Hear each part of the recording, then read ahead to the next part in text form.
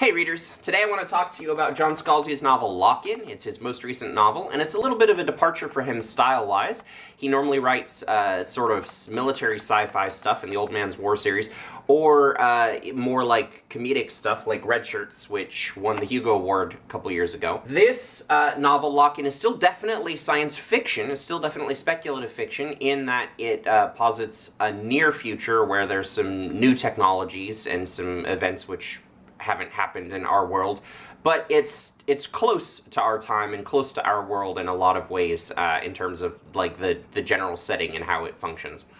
The basic idea in Lock-In is that there has been this disease that has ravaged the world, Hayden's disease, which has caused a small percentage of the people who've contracted the disease to experience lock-in. And lock-in is kind of like sleep paralysis. And sleep paralysis is that thing where you wake up from a dream, but you're not fully awake yet. You can see everything around you, but you can't move your body or talk.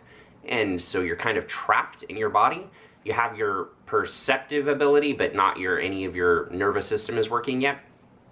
The people who experience lock-in are trapped in their minds. They can't move or do anything. Their bodies are inert, but they're still perfectly conscious and alive thinking beings on the inside. And this society has developed a series of technologies to help Hayden sufferers be able to integrate with the world and to experience a more normal kind of life. They have sort of android bodies, robot bodies that they can control, which allow them to go out into the world. And there's also other human beings who have developed the ability to allow them to integrate with their brains, which means they can experience life through the eyes of another person's body by controlling and moving that person's body around. So anyway, there's these various technologies that allow Hayden sufferers to integrate with the world and to participate with the world in a variety of ways. And in the midst of this setting, in which there's these Hayden sufferers who experience lock-in and they're interacting with their robot bodies and with integrators and stuff, the main plot of the book is a crime procedural where the main character, who is an FBI detective, is following up on a series of crimes related to Hayden's victims and integrators and the robot bodies and all of those sorts of things, and trying to figure out how they're connected and to reveal the big underlying plot that's going on behind it all.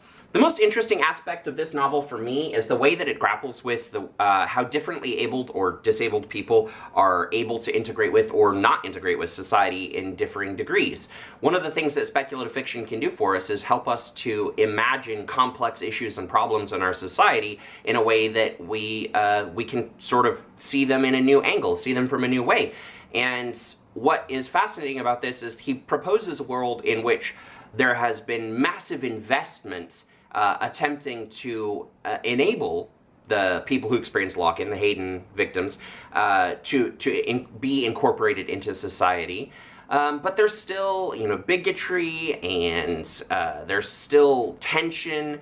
And of course, the tension sometimes centers around political issues like, how we were going to spend our money as a society and whose rights and privileges society is going to put energy behind trying to support, but also differences in perception, the way that people with different experience perceive the world differently.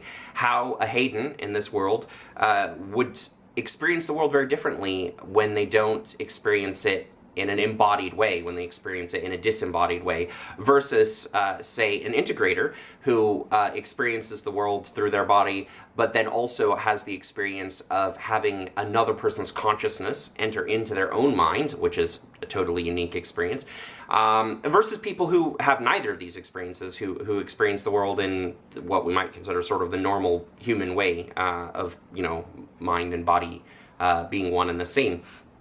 And so it's fascinating to contemplate like how society does cope with differently abled people, how we can healthfully integrate them into society, and also the pitfalls and traps that we fall into and ways that we fail to really be inclusive of people who have different experiences and different needs from everyone else. And a fascinating aspect of this book is how it contains within it a debate between some Haydens who really want to approach normality as close as they can, to try to live a life as close to human normal as possible, and other Haydens who go the exact opposite direction, who want to deeply affirm this disembodied experience of being a Hayden as a new form of humanity, and to leave behind whatever normality the embodied experience of most of humanity entails. Ultimately, Lock-In contains some fascinating thought experiments. It's got some great action. It's a gripping read. It pulls you along. It makes you want to keep reading the book.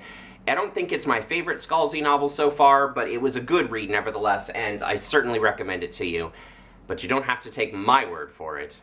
Tell everyone why they should read John Scalzi's Lock-In. Who cares? Read Werewolf! No, read Warriors! Keys to the Kingdom! No! Pegasus! I think you should read the Keys to the Kingdom series. No, you should read this because it has a big fun adventure in it. I think you should read Warriors because it has talking cats in it, and they're fighting because there's a drought for fish and water.